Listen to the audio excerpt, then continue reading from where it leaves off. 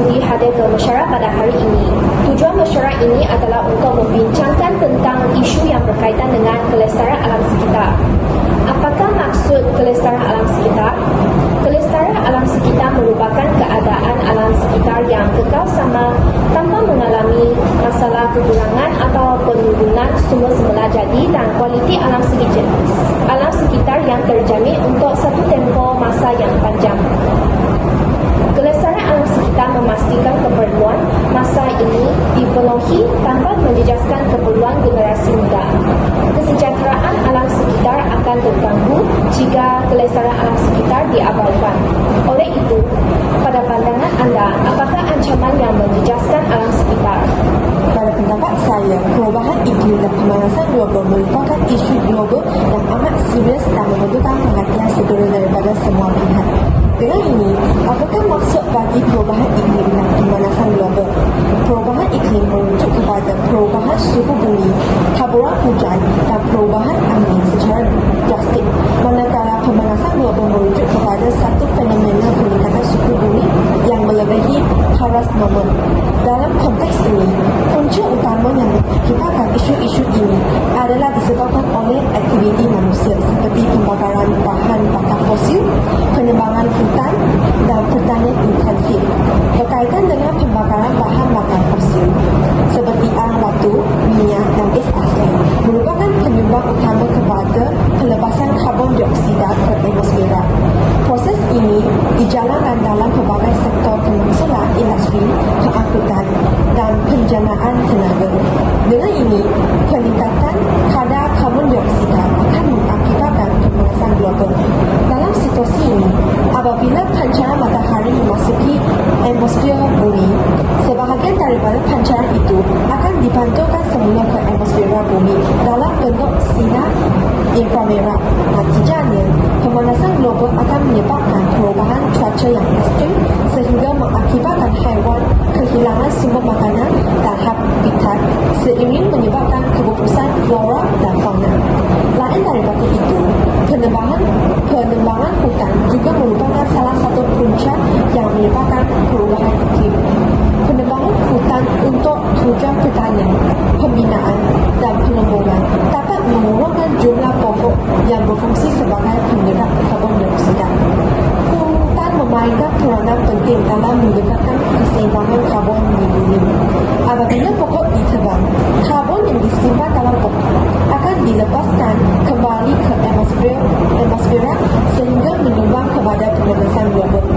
Selain itu, kehilangan habitat hutan juga mengancam biodiversiti dan memperburuk lagi kesan perubahan iklim. Punca ketiga ialah pertanian intensif. Dalam konteks ini, pertanian intensif adalah penggunaan teknik yang mengutamakan pengeluaran maksimum tetapi seringkali mengabaikan kelestarian alam. Penggunaan baja kimia dan racun serangga bukan sahaja memberikan kesan kepada kesihatan tanah tetapi juga menyumbang kepada pencemaran air dan udara. Proses pertanian ini akan mengeluarkan lebih banyak gas rumah kaca, termasuklah metana dan nitros oksida yang dapat memberikan impak negatif terhadap iklim. Apakah pendapat lain? Miss Chong? Selain daripada punca-punca yang dikatakan oleh Rizky, juga terdapat punca yang lain menyebabkan perubahan iklim. Industri dan pengeluaran sisa merupakan salah satu punca perubahan iklim. Proses industri seperti penghasilan simen, peluri dan bahan kimia menghasilkan jumlah gas hijau yang besar. Selain itu, pengurusan sisa yang tidak efisien, terutamanya kapal pelumpusan sampah, menghasilkan metana daripada perebutan bahan organik. Penggunaan tenaga berlebihan juga akan menyebabkan perubahan iklim. Penggunaan tenaga secara berlebihan di rumah, pejabat dan kilang terutamanya yang berasal dari sumber tidak boleh diperbaharui seperti bahan api fosil menyumbang kepada pelepasan gas rumah hijau. Perubahan iklim ini telah banyak mendatangkan kesan buruk kepada manusia, terutamanya kesihatan manusia akan terjejas. Peningkatan suhu menyumbang kepada penyakit yang berkaitan dengan haba seperti strok haba. Strok haba akan menyebabkan kesihatan paru-paru manusia dijejaskan manusia menyebut strok kabel itu. Penyakit bawaan air dan serangan seperti demam denggi dan malaria juga menjadi lebih umum kerana perubahan iklim mempengaruhi habitat pembiakan faktor seperti nyamuk dan lalat. Impak ekonomi juga merupakan kesan perubahan iklim. Sektor-sektor seperti pertanian, pelancongan dan perikanan akan terjejas dengan ketara akibat perubahan iklim. Hal ini dikatakan demikian kerana tanaman tidak dapat menghidup dalam keadaan yang terlalu kering dan seperti kemarau. Kos pemulihan daripada bencana alam juga semakin meningkat, memberikan tekanan kepada ekonomi sesebuah negara. Saya setuju dengan pendapat Ms. Chong. Saya ingin menggambarkan kesan negatif yang dibawa oleh perubahan iklim, iaitu perubahan iklim akan menyebabkan peningkatan suhu bumi.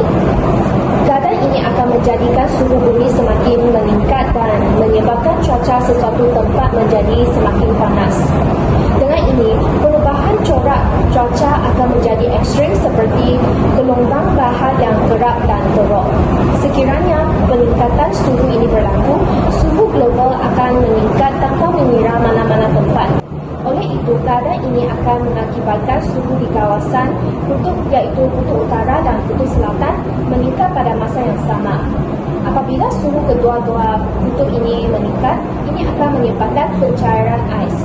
Pencairan ais di kawasan kutub dan glasier di pegunungan mencair dengan lebih cepat disebabkan cuaca di kedua-dua kutub ini menjadi panas berbanding dengan cuaca sebelum ini. Pencairan ais bukan sahaja menyumbangkan kepada kenaikan paras laut, malahan juga menyebabkan kawasan pesisiran pantai ditenggelam dan mengancam bandar-bandar besar di kawasan sekelilingnya. Penduduk tempat tersebut terpaksa berpindah ke tempat yang lain untuk menjamin keselamatan. Adakah anda setuju dengan pandangan saya? Ya, Pendapat Ms. Felicia sangat tepat. Sekarang saya akan meneruskan dengan punca bagi kebakaran hutan ialah pembakaran secara terbuka. Aktiviti pembakaran secara terkawal oleh petani untuk membersihkan tanah untuk sektor pertanian seringkali menyebabkan kebakaran hutan yang tidak terkawal jika tidak dilakukan dengan betul. Justru itu, perbuatan manusia seperti puntung rokok yang dibuang merata-rata, unggun api yang tidak dipadamkan dengan sempurna, atau perbuatan vandalisme. Kesan bagi pembakaran hutan adalah kehilangan biodiversiti. Kebakaran hutan menyebabkan kemusnahan habitat haiwan dan tumbuhan dan juga mengganggu ekosistem semula jadi. Selain itu, pembakaran hutan akan mencemarkan udara. Pembakaran hutan menghasilkan asap yang tebal yang mengandungi bahan pencemar seperti karbon dioksida, partikel halus dan juga karbon monoksida yang akan menjejaskan kesihatan manusia. Jadi saya akan meneruskan dengan tanah runtuh. Tanah runtuh juga merupakan salah satu bencana alam sekitar yang sering berlaku. Tanah runtuh merujuk kepada fenomena di mana tanah, batu dan bahan lain dari permukaan tanah bergerak ke bawah secara mendadak. Kejadian tanah runtuh biasanya berlaku di kawasan berbukit atau tempat yang curam. Tanah runtuh boleh disebabkan oleh kejadian alam sekitar dan kejadian manusia. Dari aspek alam sekitar, kejadian tanah runtuh disebabkan hujan lebat. Peningkatan kelembapan dalam tanah akibat hujan yang berlebihan boleh mengurangkan kestabilan tanah. Keadaan yang lembab ini menyebabkan tanah mudah bergerak. Keadaan ini berpotensi mengakibatkan berlakunya kejadian tanah runtuh. Tetapi, kadang-kadang kejadian hujan yang lebat disebabkan oleh perubahan iklim akibat aktiviti manusia yang tidak menjaga alam sekitar. Dari aspek aktiviti manusia, pembinaan penebangan hutan atau penggalian boleh melemahkan struktur tanah dan meningkatkan risiko runtuhan di sesuatu kawasan. Aktiviti manusia seperti memerlukan penebangan pokok atau proses pembelakan untuk mendapat ruang yang lebih besar bagi tujuan aktiviti manusia. Selain itu, jumlah pokok yang kurang juga merupakan salah satu punca yang mengakibatkan kejadian tanah runtuh. Jumlah pokok yang kurang tidak mempunyai jumlah akar yang cukup untuk memegang dan menahan tanah. Ini akan menyebabkan tanah menjadi longgar. Tanah runtuh mempunyai pelbagai kesan yang boleh memberi impak kepada manusia, alam sekitar dan infrastruktur. Yang pertama sekali, tanah runtuh akan menyebabkan kerosakan harta benda seperti kawasan kediaman. Tanah runtuh boleh merosakkan rumah dan bangunan sehingga menyebabkan kerugian kewangan yang besar bagi pemilik harta. Infrastruktur awam seperti jalan raya, jabatan dan saluran air mengalami kerosakan dan mengganggu pengangkutan dan bekalan air. Kehidupan seharian manusia juga terganggu. Selanjutnya, kejadian tanah runtuh juga mengancam keselamatan manusia. Kini, banyak kes kecederaan dan kehilangan nyawa manusia berlaku di seluruh dunia hasil daripada kejadian tanah runtuh. Tanah runtuh boleh menyebabkan kecederaan serius atau kematian pada individu yang berada di kawasan terjejas. Sesungguhnya, kejadian tanah runtuh juga membawa akibat negatif terhadap alam sekitar seperti membawa kepada erosion tanah. Tanah runtuh boleh mengakibatkan kehilangan tanah subur dan mengubah ekosistem tempatan. Tambahan pula, flora dan fauna juga kehilangan tempat tinggal yang sesuai. Fenomena ini boleh memusnahkan habitat berbagai spesies flora dan fauna. Flora dan fauna yang kehilangan tempat tinggal akan mengalami kematian kerana tidak mempunyai perlindungan untuk mengelakkan diri daripada ditangkap oleh pemangsa. Penurunan jumlah flora dan fauna juga akan mengancam biodiversiti. Sekarang saya akan membahaskan tentang banjir dan juga merupakan salah satu bencana alam sekitar. Punca pertama bagi banjir adalah hujan lebat. Hujan lebat merupakan fenomena alam yang dapat memberikan manfaat besar bagi ekosistem seperti mengisi sumber air, mendukung pertumbuhan tanaman dan menjaga keseimbangan alam. Namun demikian, ketika hujan turun dengan lebihan, risiko terjadinya banjir meningkat secara mendadak. Banjir bukan hanya menyebabkan kerosakan infrastruktur seperti pada jalan dan jambatan, tetapi juga membawa dampak sosial dan ekonomi yang serius akibat menghancurkan ladang pertanian sehingga menyebabkan kehilangan pekerjaan. Lain daripada itu, pelebaran sungai juga merupakan suatu masalah yang menyumbang ke masalah banjir kerana sungai yang tidak dapat menampung jumlah air yang tinggi akibat hujan lebat boleh menyebabkan limpahan. Limpahan sungai atau sering disebut banjir sungai akan terjadi ketika aliran air di sungai melebihi kapasitasnya dan meluap ke kawasan sekitarnya. Fenomena ini bukan sahaja dapat menyebabkan kehilangan harta benda manusia, tetapi juga dapat mengganggu sumber ekonomi.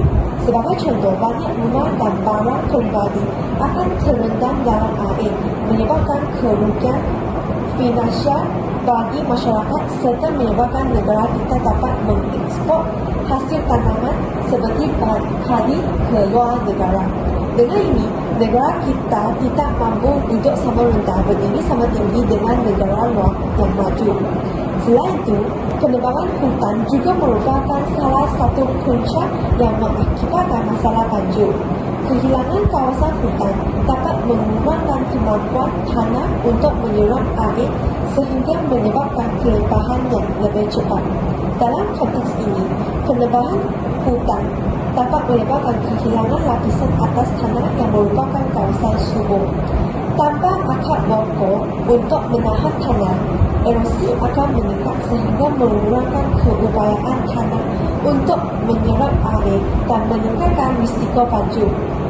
Di samping itu, pembinaan tanah rata seperti aktiviti pembangunan akan mengundang masalah banjir.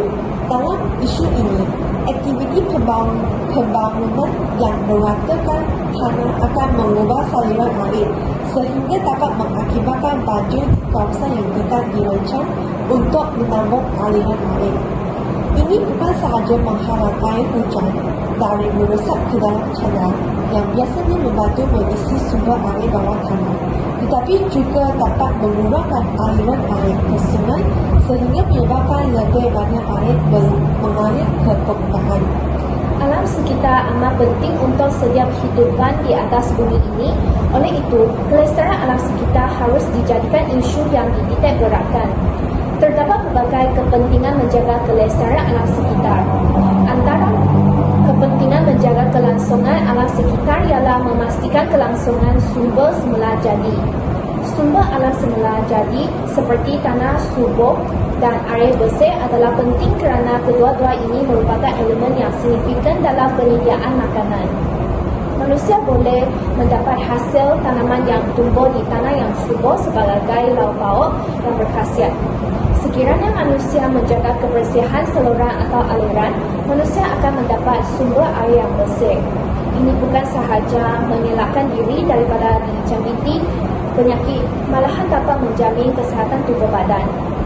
Tambahan pula, hutan mempunyai bahan mental yang berguna dalam kehidupan seharian. Contohnya, kayu pokok boleh digunakan sebagai bahan bakar dan diproses menjadi perabot. Hutan juga mempunyai spesies tumbuhan yang berpelbagaian. Sesetengah tumbuhan boleh digunakan sebagai ubat untuk merawat penyakit dan dapat meningkatkan tahap kesihatan manusia serta meningkatkan taraf hidup. Di samping itu, memberi penjagaan alam sekitar yang baik boleh mengurangkan risiko berlakunya bencana alam. Hal ini demikian kerana jika setiap kehidupan dapat hidup dalam keadaan yang baik, ini dapat memastikan ekosistem berada dalam keadaan yang baik, sehat dan seragam. Misalnya, keadaan hutan bayar bakau yang baik bermakna pokok bayar bakau di tepi pantai adalah kuat. Selain pendapat Miss Felicia, mengekalkan kelestarian alam sekitar juga penting bagi kedua-dua biodiversiti dan ekonomi negara. Kepentingan pertama dalam mempertahankan kelestarian alam sekitar ialah ekosistem yang seimbang dapat dijamin. Kelestarian alam sekitar dapat membantu memelihara ekosistem yang berfungsi dengan baik kerana setiap spesies dalam ekosistem memainkan peranan yang penting dan kehilangan satu spesies boleh memberikan kesan berantai kepada yang lain. Dengan mengekalkan kelestarian, habitat semula jadi seperti hutan, sungai dan lautan juga dapat dilindungi. Ini penting untuk pemeliharaan spesies yang terancam dan memastikan biodiversiti tetap terpelihara. Kelestarian alam sekitar juga membantu dalam penyimpanan karbon. Hutan dan ekosistem semula jadi berfungsi sebagai penyimpan karbon. Hutan dapat membantu mengurangkan kesan perubahan iklim. Ini penting untuk mengekalkan suhu global dan mengelakkan cuaca ekstrim. Dari kacamata yang lain, apakah pendapat Miss Chong? Bagi pandangan saya, kelestarian alam sekitar amat penting bagi manusia dari aspek kesihatan manusia. Dengan meninggal di persekitaran yang bersih dan sehat, kita dapat mengurangkan risiko menjangkiti penyakit dan pencemaran. Maka dapat meningkatkan kualiti hidup masyarakat. Hal ini kerana tempat yang tercemar seperti makan itu sumbat ataupun sungai yang diliputi oleh sampah sarap akan menjadi tempat membiarkan nyamuk, lalat dan juga sebarang virus dan bakteria yang menjejaskan kesihatan manusia. Setakat dengan itu, kestabilan iklim juga merupakan salah satu kepentingan kelestarian alam sekitar. Melindungi hutan dan lautan membantu mengurangkan kesan pemanasan global dan perubahan iklim yang memberikan kesan kepada cuaca dan suhu. Hal ini dikatakan demikian kerana pokok dapat meningkatkan karbon dioksida kepada oksigen yang dapat menurunkan suhu bumi. Sekarang saya akan membincangkan tentang langkah-langkah mengekalkan kelestarian alam sekitar. Pengurangan penggunaan plastik merupakan suatu langkah penting dalam menjaga kelestarian alam sekitar. Dalam konteks ini, pengurangan penggunaan plastik yang merupakan bahan tidak terurai dan boleh bertahan selama ratusan tahun di alam sekitar dapat mengurangkan jumlah sampah plastik yang berupaya mencemari tanah, air dan habitat haiwan. Ini membantu menjaga kebersihan alam sekitar dan melindungi hidupan liar. Selain itu, pengurangan penggunaan plastik juga membantu melindungi ekosistem. haiwan sering terjerat dalam sampah plastik atau memakan plastik yang mereka sangka sebagai makanan. Ini boleh menyebabkan kecederaan, kematian dan mengganggu keseimbangan ekosistem. Tambahan pula, pengeluaran plastik bergantung kepada bahan baku seperti minyak dan gas fosil. Dengan mengurangkan pemindahan terhadap plastik, kita dapat mengurangkan penggunaan sumber tenaga tidak boleh dipengaruhi ini dan membantu dalam usaha memerangi perubahan iklim. Dengan mengurangkan penggunaan plastik, terdapat juga dorongan untuk mencari dan menggunakan bahan alternatif yang lebih mesra alam seperti kertas, kaca dan bahan biodegradasi. Ini semestinya mendorong inovasi dalam pengembangan produk yang lebih lestari. Dari perspektif nelayan, pengurangan penggunaan plastik juga membuka ruang untuk meningkatkan kesedaran masyarakat tentang isu-isu alam sekitar. Hasilnya, kempen kesedaran dalam mendidik orang ramai tentang cara untuk mengurangkan penggunaan plastik dalam kehidupan sehari mereka. Lain daripada itu, cara kedua untuk menggunakan kelestarian alam sekitar adalah melalui pendidikan dan kesedaran. Pendidikan dan kesedaran merupakan aspek penting dalam usaha menjaga kelestarian alam sekitar. Kedua-duanya membantu individu dan masyarakat memahami tanggungjawab mereka terhadap alam dan bagaimana tindakan mereka boleh memberi impak yang besar.